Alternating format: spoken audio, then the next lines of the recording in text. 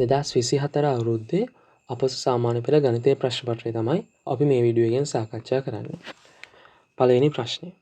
පළවෙනි ප්‍රශ්නේ අපිට දීලා තියෙන්නේ මිනිස් දින සම්බන්ධ ගැටලුවක්. මිනිස් දින සම්බන්ධ ගැටලුවකදී මිනිස්සු ඉන්නවා ආයේ දින තියෙනවා. මිනිස්සු දින අතර තියෙන ප්‍රතිලෝම සම්බන්ධයක්. ඒ කියන්නේ අපි යම්කිසි තාපයක් හදන්න. මිනිස්සු යම් ප්‍රමාණයක් යොදවලා තියෙනවා. ඒ මිනිස්සු යම් ප්‍රමාණයේ යම්කිසි දින ගානකින් තාපේ වැඩ නිම කරනවා. ඒකද අපි මිනිස්සු ගාන වැඩි කරොත් අනිවාර්යයෙන්ම දින ගාන අඩු වෙනවා. ඒ වගේම අපි මිනිස්සු ගාන අඩු කරොත් ඒකට යන දින ප්‍රමාණය වැඩි වෙන්න ඕන. අන්න ඒ වගේ සම්බන්ධයකට කියන්නේ එක පැත්තකින් වැඩි කරද්දී අනිත් පැත්ත එහා සමාන අඩු වෙනවා නම් ඒකට කියන ප්‍රතිලෝම සම්බන්ධය. ඒක අපිට ලියලා පෙන්නන්න පුළුවන් මෙන්න මේ විදිහට. මිනිස්සු ප්‍රතිලෝමයි දින. මිනිස්සු ගාන වැඩි කරද්දී අනිවාර්යයෙන්ම දින ගාන අඩු වෙනවා. ඊට පස්සේ මිනිස්සු ගාන අඩු කරද්දී දින ගාන වැඩි වෙනවා. අපි හිතමුකෝ අපි පළතුරු කඩේට ගිහින් පළතුරු මිලදී ගන්නවා.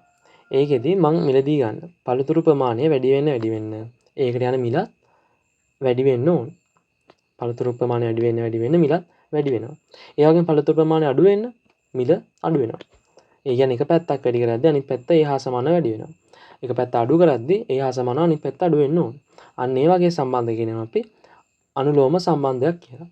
මිනිස් දින හා සම්බන්ධව තියෙන ප්‍රතිලෝම සම්බන්ධය. ඒතර අපි ගාන බැලුවොත් ඒ ගානේදී අපිට කියනවා මිනිස්සු 6 දෙනෙකුට දින 8ක් ගත වෙනවලු යම්කිසි ඒ කියලා තියෙන වැඩේ නිම කරන්න. මිනිස් දින ගැටලුවකදී මිනිස්සු දිනයි වැඩි කරාම අපිට එනවා වැඩි ප්‍රමාණය. ඒතර මේ ගාන හැටියට මේ වැඩි ප්‍රමාණය වෙන්නේ 6 වරක් 8 48. ඊට පස්සේ අපිට කියනවා මේ කාර්යය මේ කියන්නේ මෙන්න මේ වැඩ ප්‍රමාණයම දින 3කින් නිම කරන්න. මිනිස්සු කොච්චර ප්‍රමාණයක් අවශ්‍යද කියන එක. අපෙන් අහන්නේ මෙන්න මෙතෙන්ට ඕනේ මිනිස්සු ගාන. එතකොට අපිට තියෙන්නේ 48 3ෙන් බෙදන්න. මොකද මෙතන මිනිස්සු ගාන වැඩි වෙලා තියෙන්නේ දින ගානේ. මිනිස්සු ගාන වැඩි වෙලා තියෙන දින ගානෙන් 48යි කියලා. එතකොට අපිට මෙන්න මෙතෙන්ට ඕනේ මිනිස්සු ගාන හොයන්න නම් අපිට තියෙන්නේ 48 බෙදීම 3. 48 බෙදීම 3 සමාන වෙනවා මෙන්න මෙතෙන්ට ඕනේ මිනිස්සු ගාන. අපිට උත්තරේ එනවා මිනිස්සු 16යි කියලා. 48 3ෙන් බෙදුවම 16 කියලා උත්තරේ එනවා. හැබැයි අපෙන් අහන්නේ මෙතනදී අමතරව යෙදිය යුතු මිනිස්සු ගාන. අමතරව මිනිස්සු කී දෙනෙක් යොදවන්න ඕන? දැන්ටමත් මිනිස්සු 6 දෙනෙක් ඉන්න. මිනිස්සු 6 දෙනෙක් ඉන්න. එහෙනම් අමතරව තව 10 දෙනෙක් යොදන්න ඕන. මොකද දැන්ටම අපිට මේ වැඩේ ප්‍රමාණයට ඕනේ 16 දෙනෙක්.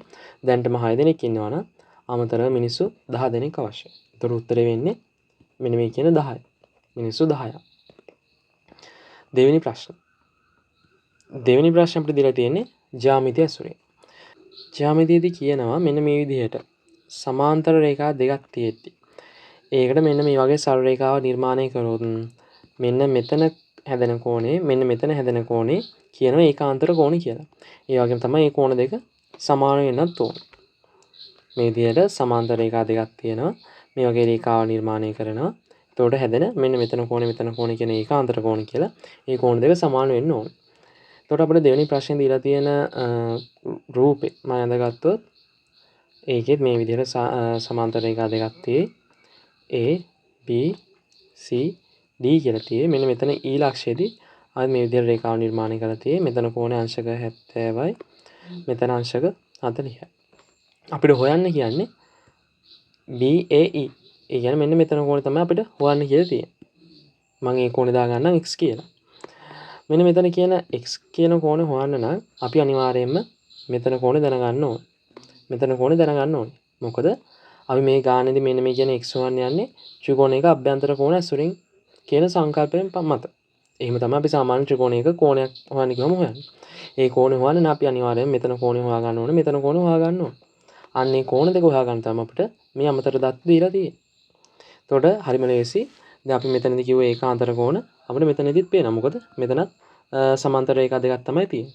එතකොට මෙතන අංශක 40 යන අනිවාර්යයෙන්ම මෙතනත් අංශක 40 වෙනවා. එතන අංශක 40 අපි හොයාගත්තා. එතකොට දැන් අපි හොයාගන්න ඕනේ මෙන්න මෙතන කෝණය. එතන කෝණය අපිට හොයාගන්න පුළුවන් සරල රේඛාව මත පිහිටි බද්ධ කෝණ ඇසුරෙන්. නැත්තම් එහෙම නැත්තම් අපිට පුළුවන් ත්‍රිකෝණයක පාදයක් දෙකකින් මේස හැදෙන බාහිර කෝණය. බාහිර කෝණය වෙන්නේ මේකේ අංශක 70නේ. අංශක 70 අභ්‍යන්තර සමකෝණ දෙක එකතු. ඒ කියන්නේ x යි 40ට සමාන වෙනවා කියලා ගන්නත් පුළුවන්. නැත්තම් අපිට පුළුවන් මෙතන කෝණ හොයාගෙන ඒ කෝණ තුනේම එකතු අංශ 180 කියලා හොයාගෙන ගන්නට යන්නත් පුළුවන්. එතකොට අපි අංශ 180 වලින් ගන්න හදමු. එතකොට අපිට මෙතන සරල රේඛාව මත පිහිටි බද්ධ කෝණ වල එකතු අංශ 180 කියලා ගත්තොත් මෙතන මම කෝණේ දා ගන්නම් y කියලා. y ධන අංශක 70 සමානයි අංශක 180. එතකොට අපිට y එන උත්තරේට 180 ඍණ 70. y එනවා 110යි කියලා. y 110යි නම් මෙතන y 110යි නම් මෙතන 40යි නම් අපිට මේ කෝණය හොයාගන්න පුළුවන්. ඒක හොයාගන්න වෙන්නේ x ධන 40 ධන y සමානයි අංශක 180යි කියන පදනම මත. එතකොට අපි x දන්නේ 40 දන්නවා y 110යි කියලා මෙතනදී අපි හොයාගත්තා 180ට සමාන කරනවා. එතකොට මෙතනදී x ධන 150 සමානයි අංශක 180යි නම් x එනවා අපිට 180 ඍණ 150. උත්තරය එනවා අංශක 30යි කියලා. මෙන්න මෙතන කෝණේ අංශක 30යි. තුන්වෙනි ප්‍රශ්නේ. තුන්වෙනි ප්‍රශ්නේ අපිට දීලා තියෙන්නේ VJ භාග. මේ VJ භාග ගත්තත් ඕනම භාග සංඛ්‍යාවක් අපිට සුළු කරන්න දුන්නාම අපි අනිවාර්යයෙන්ම භාග සංඛ්‍යාවක හරය තියෙනවා ඊට උඩ ලවය තියෙනවා. හරක උඩ ළමය. මෙතනදී භාග සංඛ්‍යාවක අනිවාර්යයෙන්ම භාග සංඛ්‍යාව සුළු කරන්න නම් මෙන්න මේ කියන හරය ඒ සියලුම සුළු කරන් දීලා තියෙන VJ භාග වල සමාන කරගන්න ඕන. එතකොට අපිට මේ ගානේ දීලා තියෙන්නේ මෙන්න මේ වගේ VJ භාග. අපිට මේක තමයි සුළු කරන්න කියලා තියෙන්නේ. එතකොට මෙතනදී හරය ගත්තොත් මෙතන 3x, මෙතන 6x, මෙතන 12x. මෙන්න මේ ටික අපි සුළු කරනවා අනිවාර්යයෙන්ම මේ වල තියෙන හරයන් ටික සමාන කරගන්න ඕන. අපිට මේ වගේ ගානක් දෙද්දී අනිවාර්යයෙන්ම හරය සමාන කරගන්න පුළුවන් ලේසි විදිහට තමයි ගාන දෙන්නේ. එතකොට අපිට මෙතනදී බැලුවොත් පොදු හරය විදිහට අපිට ගන්න පුළුවන් 12x කියලා. මොකද මෙතන 3ක් තියෙයි මෙතන 6ක් තියෙයි. 3 6 ලේසියෙන්ම 12ට හරව ගන්න පුළුවන්. 3 12ට හරවන්න නම් 4ෙන් ගුණ කරන්න ඕන. අපි හරය අනිවාර්යයෙන්ම යම් සංඛ්‍යාවකින් ගුණ කරනවා නම් ඊට සමාන ලාභයත් ඒ සංඛ්‍යාවම ගුණ කරන්න ඕන. එතකොට 6 12 කරනවා නම් 2කින් වැඩි කරනවා මං ලාභයත් 2කින් වැඩි කරනවා. මොකද හරයත් 2කින් වැඩි කරපු හින්දා. එතකොට මට පොදු හරය එනවා 12x කියලා. හැම එකෙම 12x එනවා. 3 වරක් 4 12යි, 6 වරක් 2 12යි. මෙතන කෙලිම 12x තියෙනවා. එතකොට 4 වරක් 2 8යි. 2 වරක් 5 10යි ඍණ 7. එතකොට මෙතන සුළු කරාම එනවා 18 ඍණ 7. උත්තරේ එනවා 18න් 7ක් ගියාම 11යි කියලා. 11 බෙදීම 12යි x. ඒක තමයි තුන්වෙනි ප්‍රශ්නෙට උත්තරේ වෙන්නේ. හතරවෙනි ප්‍රශ්න. හතරවෙනි ප්‍රශ්නෙත් අපිට කියනවා පහත දී ඇති හැඩ අතුරෙන් ත්‍රිකෝණාකාර හරස්කඩක් සහිත ඍජු පිස්මයක මුහුණතක හැඩය නොවිය හැකි කුමක්ද තෝරා යටින් ඉරක් අඳින්න. ඍජු පිස්මයක් ගත්තාම හරස්කඩ ත්‍රිකෝණාකාර වෙච්ච මෙන්න මේ වගේ එකක් තමයි ඉන්න ඕන. හරස්කඩ ත්‍රිකෝණාකාරයි. මේක මෙහෙම යනවා. මේක මෙහෙම යනවා. එතකොට මෙතනදී පේනවා හරස්කඩ ත්‍රිකෝණාකාරයි නම් අපිට පැති තුනක් තියෙනවා. මුහුණක් තුනක් තියෙනවා. තියෙන මුහුණක් තුනේ හැඩය නොවිය හැක්කේ කුමක්ද කියලා තමයි අපිට හතරවෙනි ප්‍රශ්නේදී අහන්නේ.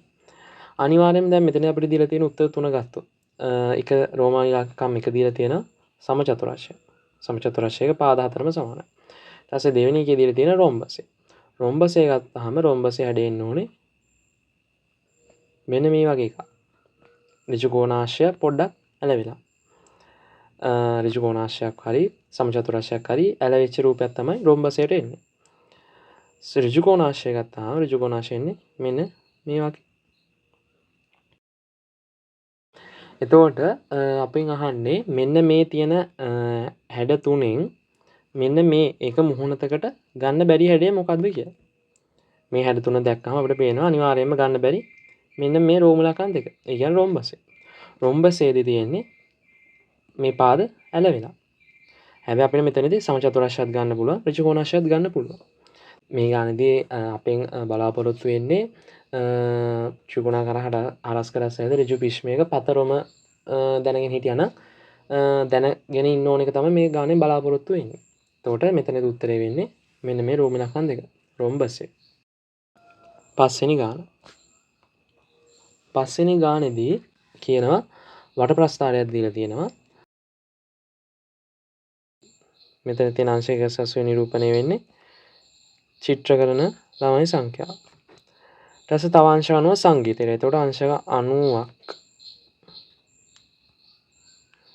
අංශක 90ක් සංගීතය. එතකොට මෙතන ඉතුරු වෙන්නේ අංශක 90. ඒ අංශක 90 20ක් දීලා තියෙනවා නාට්‍ය හා රංග කලාවට. නාට්‍ය හා රංග කලාවට. එතකොට මෙතන 90න් 20ක් ගියා නම් තව ඉතුරු වෙනවා අංශක 70ක්. අංශක 70ක් තව ඉතුරු වෙනවා. අන්න ඒ අංශක 70 දීලා තියෙනවා නැටුම් වලට. හැබැයි අපිට මෙතනදී අංශක ගන්න ලකුණු කරලා දීලා නැහැ. එතකොට අපිට දැන් ලකුණු කර ගන්න පුළුවන් ඒක අංශක 70යි කියලා. අපෙන් අහන්නේ නාට්‍ය හා රංග කලාව කරන සිසුන් සංඛ්‍යාව 30ක් නම්. සිසුන් සංඛ්‍යාව 30ක් නම් නැටුම් හදාන සිසුන් සංඛ්‍යාව.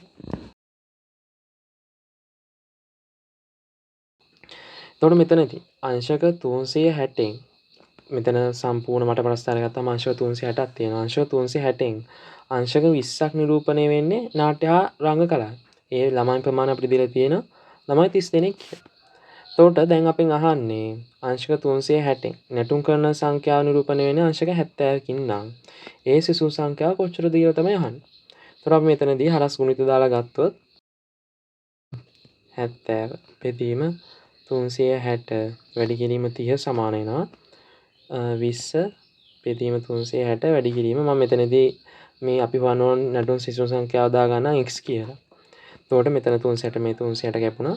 එතකොට එනවා 70 වැඩි කිරීම 30 බෙදීම 20 සමාන x කියලා.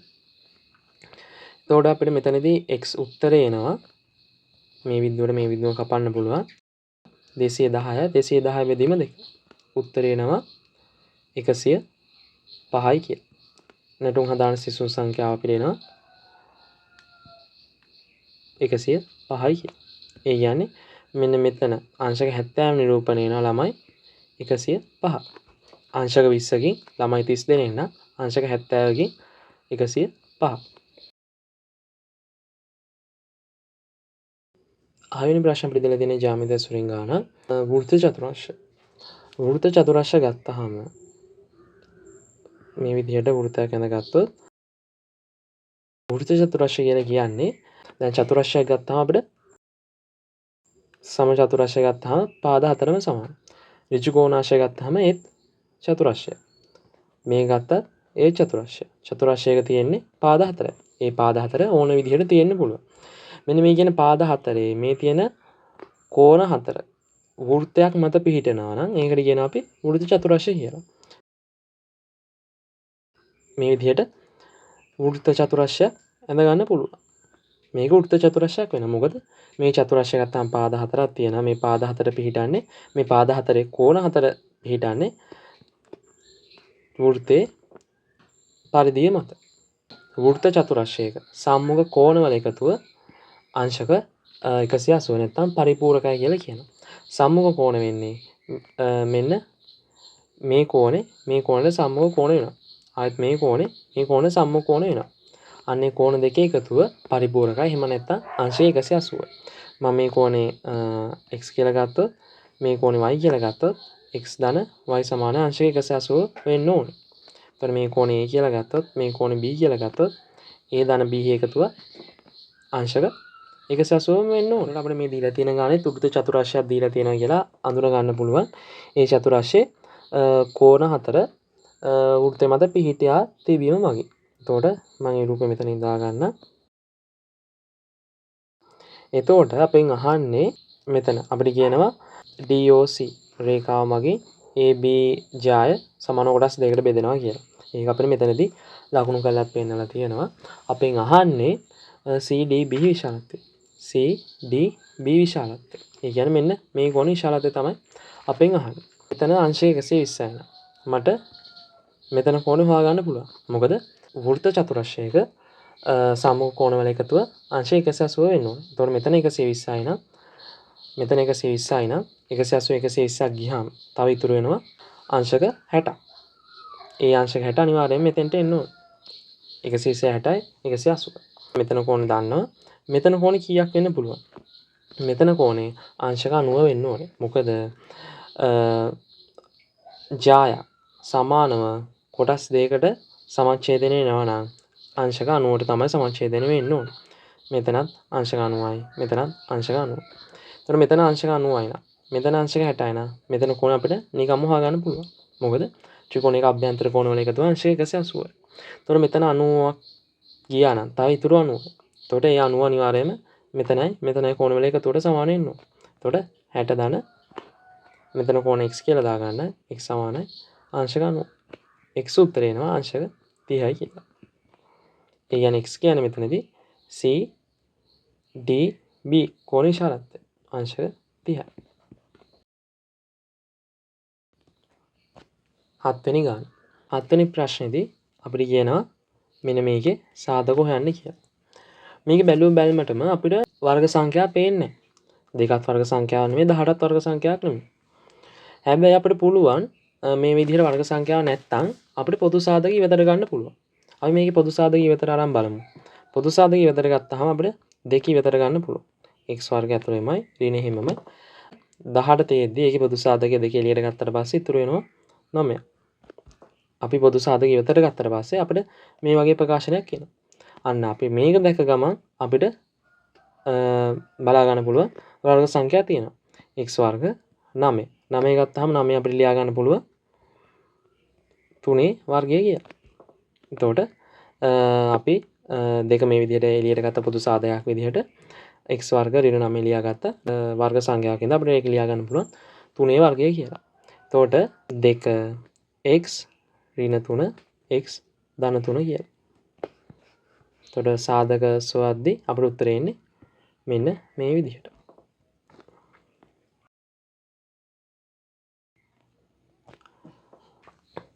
8 වෙනි ගාන අපිට දීලා තියෙන ලඝු ගණක ඇසුරේ. ලඝු ගණක ගත්තාම අපිට දෙක වැඩි කිරීම දෙක ලියන්න පුළුවන් 8යි කියලා. ඒ කියන්නේ දෙකේ තුන්වෙනි බලය සමානයි 8යි කියලා. ඒකම අපිට ලඝු ගණක ඇසුරෙන් ලියුවහම ලියන්න පුළුවන් ලඝු දෙකේ 8 සමානයි 3යි කියලා. මෙතනදී අපිට මේ ගානේ දීලා තියෙනවා මෙන්න මේ වගේ එකක්. සමානයි 4.34 කියලා. අපෙන් අහන්නේ ලඝු 43.4 අගය. එතකොට මම මේ දීලා තියෙන අපිට මුලින් දීලා තියෙන එක ලඝු වලින් ලිව්වොත් අපිට එනවා ලඝු 43යි ලඝු 4.34 සමාන වෙනවා 0.637.5ට. ඒක අපිට මෙන්න මෙතනදී බලලා ගන්න පුළුවන්. ඒ කියන්නේ දෙකේ තුන්වෙනි බලය සමාන 8යි නම් ලඝු වලින් ලිව්වහම අපිට තියෙන්නේ මෙන්න මේ දෙක මාරු කරා. එතකොට මේකෙදි මම මෙන්න මේ දෙක මාරු කරලා ලඝු වලින් ලිව්වා. 4.34 සමානයි 0.637.5. එතකොට දැන් අපෙන් අහන්නේ හැබැයි මෙතන තියෙන්නේ ලඝු 4.34 හැබැයි අපි මෙතනින් අපෙන් අහන්නේ ලඝු 43.4. මේ ලඝු ගණක වලදී අපි ලඝු 4.34 ගත්තා.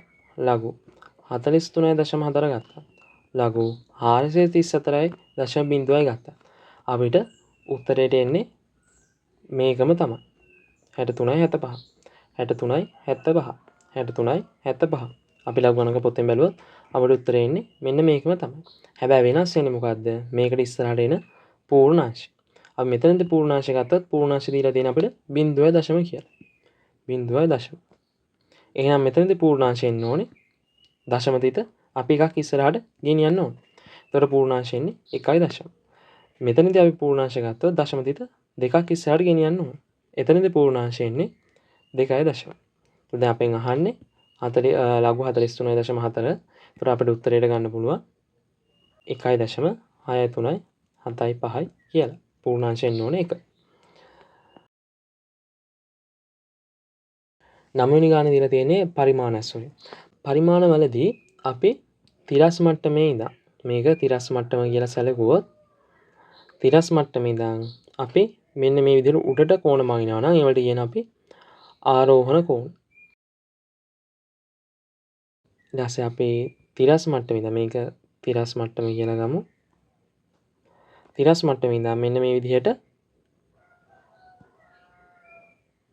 පල්ලෙහාට කෝණ මනිනවා නම් ඒවට කියනවා අවරෝහණ කෝණ කියලා. ආරෝහණ කෝණයි අවරෝහණ කෝණයි. ඒ සියලු කෝණ ගන්නෙ මෙන්න මේ කියන තිරස් මට්ටම සලකලා. එතකොට අපි ගාන බැලුවොත් අපිට ගානේදී කියනවා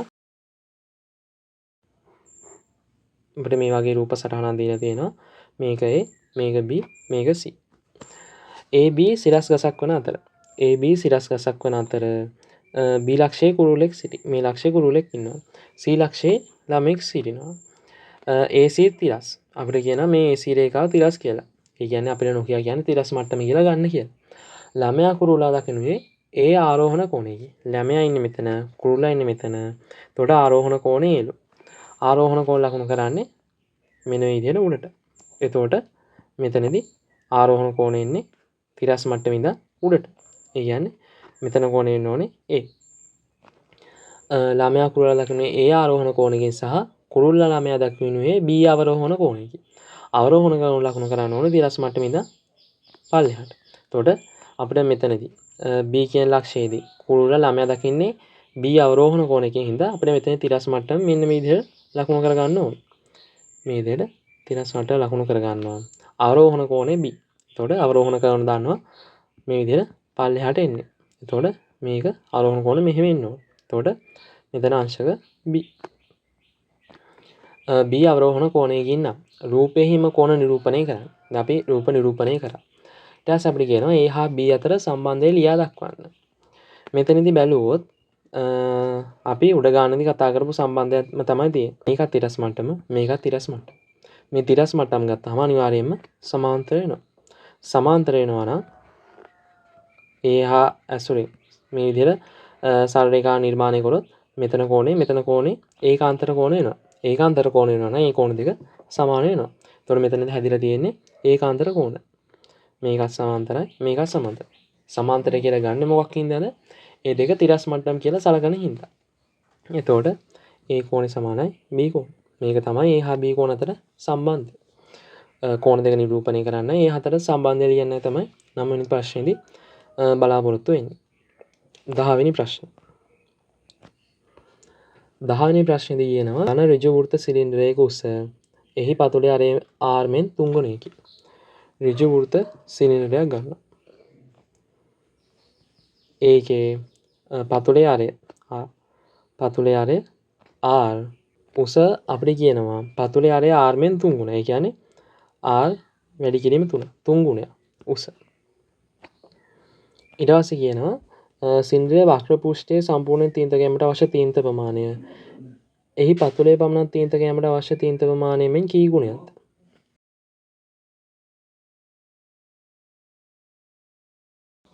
පතුලේ තීන්ත ගැනීමට අවශ්‍ය තීන්ත ප්‍රමාණය වක්‍ර පෘෂ්ඨයේ තීන්ත ගැනීමට අවශ්‍ය ප්‍රමාණය මෙන් කී ගුණයක්ද කියලා තමයි අහන්නේ.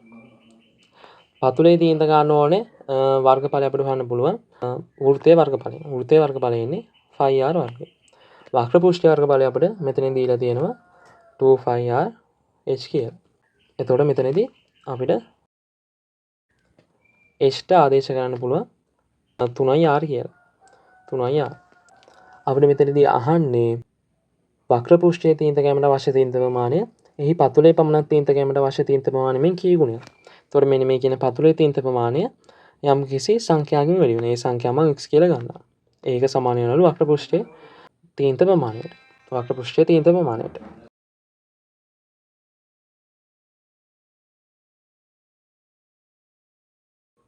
අපිට x එනවා මෙතන 5ට මේ 5 කැපෙනවා. මෙතන r වර්ගයට මෙතන r මෙතන r කැපෙනවා. ඒක වැඩි කිරීම 3යි. x එනවා 6යි කියලා. ඒ කියන්නේ පතුලේ යම් කිසි තීන්ත ප්‍රමාණයක් ගන්නවා නම් ඒ වගේ 6 ගුණයක් යනවා මේ කියන වක්‍ර පෘෂ්ඨයේ තීන්ත ගන්න. එතකොට උත්තරයට එන්නේ 6 ගුණයක් කියලා.